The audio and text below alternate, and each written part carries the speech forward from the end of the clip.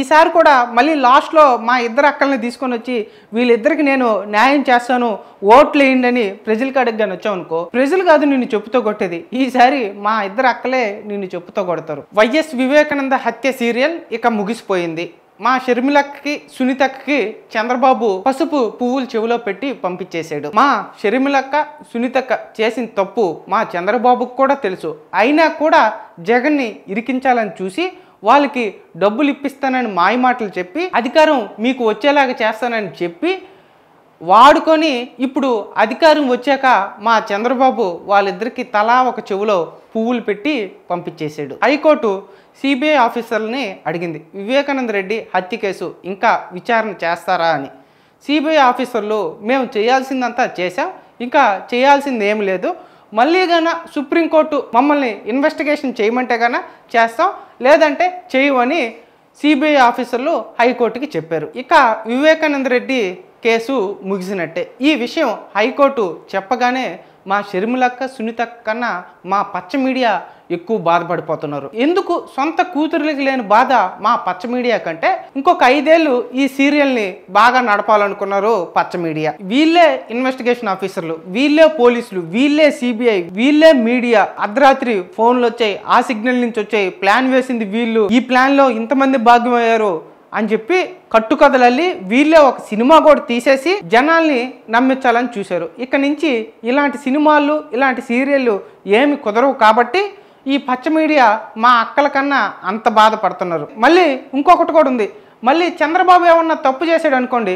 Super 6 లాంటి హామీలు ఏమన్నా ఇలేదనుకోండి, జగన్ ఏమన్నా వచ్చి ప్రశ్నిస్తే మళ్ళీ మా ఇద్దరు అక్కల్ని తీసుకొని వచ్చేసి టీవీల్లో డిబేట్లలో కూర్చోబెట్టేసి వాళ్ళ చేత 2 కన్నీళ్లు కారిచ్చేసి జగన్మోహన్ రెడ్డి హంతకుడు అని హై డ్రామా నడపలేరు కదా ఈ కోర్టు చెప్పిన మాటలకి. అందుకే పాపం మా పచ్చ మీడియాకి అంత బాధేస్తుంది. మళ్ళీ మన చంద్రబాబుని ఇంక మనం సీఎం చేసుకోలేం కదా, ఇలాంటి కథలు చెప్తే మళ్ళీ జనం నమ్మరు కదా అని పచ్చ మీడియా అంత కన్నీళ్లు పెట్టుకుంటుంది మా సునీతక్క షర్మిలక్క కన్నా. ఇది ఖచ్చితంగా చంద్రబాబు చేయించిన హత్య, నారాసుర రక్త చరిత్రే. కన్న తండ్రిని చంపింది కూతురే అని చంద్రబాబుకి తెలిసి కూడా ఆ తప్పు జగన్ మీద రుద్దాలని చూశారు. మా షర్మిలక్కనైతే అడ్డు పెట్టుకొని జగన్ని నాశనం చేయాలని కూడా చూశారు. మా ఇద్దరు అక్కల్ని అడ్డు పెట్టుకొని రాజకీయంగా ఇంకా బాగా ఎదగాలని కూడా మన చంద్రబాబు చూశాడు. ఒక రకంగా అలాగే ఆ మాయ మాటలకి జనం నమ్మి ఈరోజు చంద్రబాబు అధికారంలోకి వచ్చాడు. ఇలా వాడుకొని అధికారంలోకి వచ్చాడని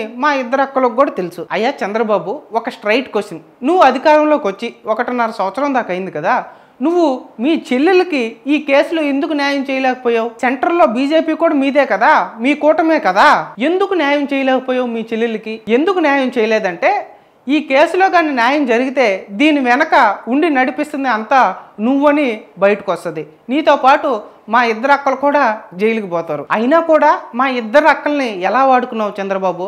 నువ్వు ఏ మీటింగ్కి పోతే ఆ మీటింగ్కి మా ఇద్దరు అక్కల్ని అక్కడికి తీసుకొని వెళ్ళిపోవడం, నీ ఇష్టం వచ్చినట్టు జగన్ మీద అబద్ధాలు చెప్పిడు, మా అక్క చేత 2 కన్నీళ్లు కార్పించడం.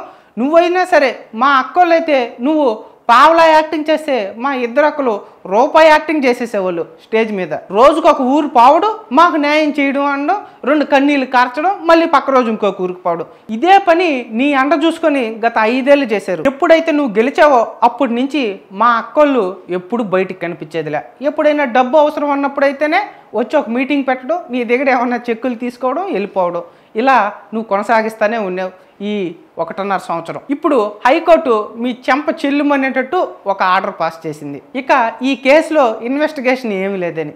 ఇది కూడా ఒక రకంగా నీకు మంచిదే. రేపు మాపు మళ్ళీ వచ్చేసి మళ్ళీ ఈ కేసు ఇన్వెస్టిగేషన్ చేయండి అని రేపు లాస్ట్లో ఎలక్షన్లో నువ్వు డ్రామా ఆడినా ఆడతావు. ఖచ్చితంగా నువ్వు ఇలాంటి డ్రామాలు ఆడవని మేము అనుకోం కదా. నువ్వు ఇలాంటి డ్రామాలు ఆడే మళ్ళీ ఈసారి కూడా ఎలక్షన్ క్యాంపెయిన్కి వస్తావు. ఎందుకంటే నువ్వు చేసిన అభివృద్ధి ఏమీ లేదు. ఇలాంటి డ్రామాలు చేయడం, జగన్ మీద ఆ మాటలు ఈ మాటలు చెప్పడం, నువ్వు అధికారంలోకి రావాలని ప్లాన్ చేయడం, నీ పచ్చ మీడియాని పెట్టుకొని ఎన్ని దారుణాలు చేసావు చంద్రబాబు. ప్రజల్ని నమ్మించి మోసం చేసావు. ఒక రకంగా మాకు మంచి జరిగింది చంద్రబాబు. ఇదే నిన్ను నీ కొడుకుని ఈ రాష్ట్ర ప్రజలు నమ్మడం. ఈసారి నిన్ను ఎవ్వడూ నమ్మరు. ఈసారి కూడా మళ్ళీ లాస్ట్లో మా ఇద్దరు అక్కల్ని తీసుకొని వచ్చి వీళ్ళిద్దరికి నేను న్యాయం చేస్తాను, ఓట్లు వేయండి అని ప్రజలకు అడగగానే వచ్చావు అనుకో, ప్రజలు కాదు నిన్ను చెప్పుతో కొట్టేది, ఈసారి మా ఇద్దరు అక్కలే నిన్ను చెప్పుతో కొడతారు.